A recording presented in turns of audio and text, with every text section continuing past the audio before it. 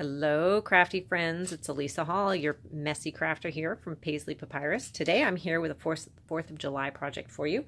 I am currently obsessed with these little pinwheels, and I am going to show you how to make them using our 4th of July paper from the Through the Year print pack from Fun Stamper's Journey. So this is two of them that I used a little bit of our Journey tinsel in there, and I put them on skewers and then used Happy 4th of July from our annual celebrations catalog, put them on skewers and bought a red vase from the Dollar Tree, wrapped a little of that tinsel around it again, and I have a cute little thing to set on my front entryway table just to celebrate the 4th of July. Another thing that I have done with it, I found this wood cutout of the United States at the local craft store, and I thought it was adorable, so I put 2 pinwheels on the corner of it, again with a little tinsel behind it, and it hangs on my front door.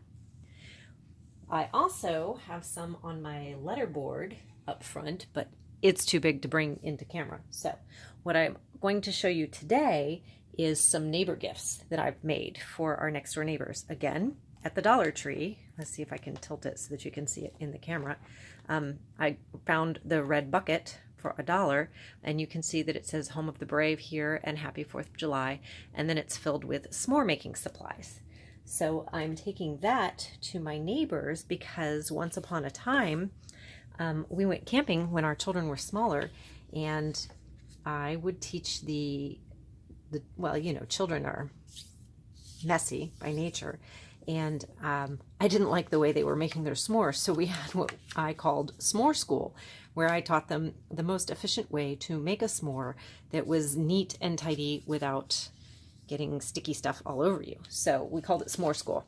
So all of their boys are now in college and are home for the summer, so I thought it would be fun to take them some s'mores. So the very first thing I have is this piece of paper that is cut at 4 by 4. Okay, so one 12 by 12 sheet of paper can get you 9 of these pinwheels. So I folded it corner to corner and then flipped it and corner to corner again. So then what I'm going to do is I am going to cut, actually I'm going to flip to this side because it's easier to see my score lines. I'm going to cut almost to the center but not all the way. And I'm going to do that on all 4 sides. I love these scissors. They are so smooth, like butter. Now, one thing you need to know is this is a pretty forgiving project. So if you don't cut it precisely, it's okay. It's not going to really be seen. So this is a great project for someone who is a little bit nervous about it. So then our next step is to go every other corner and use your crease tool and kind of break the fibers of your paper. Now, I like the stripe to be on the inside and the firecrackers to be on the outside.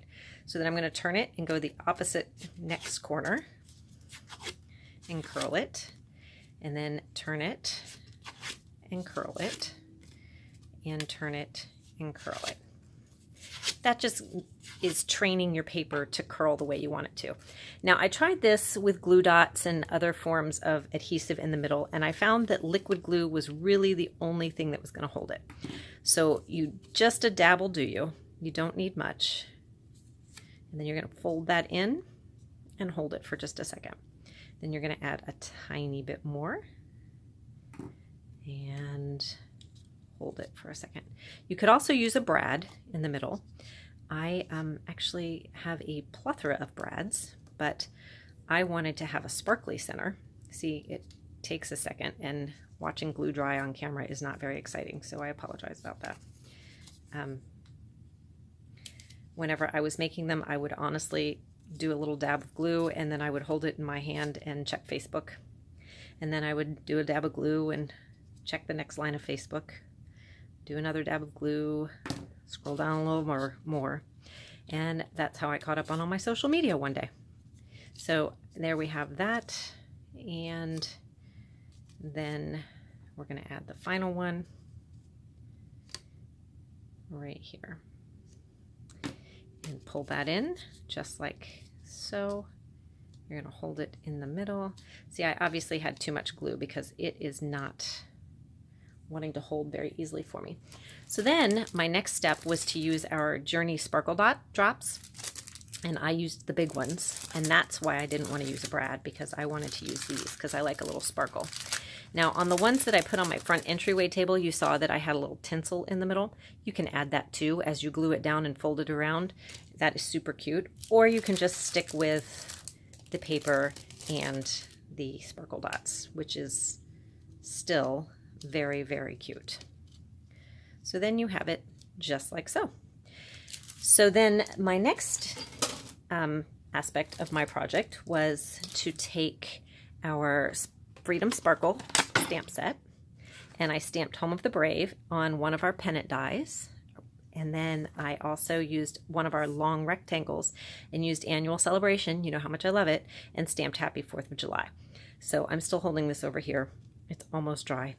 And then I took a little bit of glue, ran it down here and had it like that, and then tucked it up underneath just like so. So you can see kind of how it is. It's super cute in person. I encourage you to go over to my blog and take a look at it there so that you can get the full impression of what this looks like. And you'll see all of the projects, including my letterboard, over on the blog, www.paisleypapyrus.com. Thanks so much for joining me today, and happy Independence Day!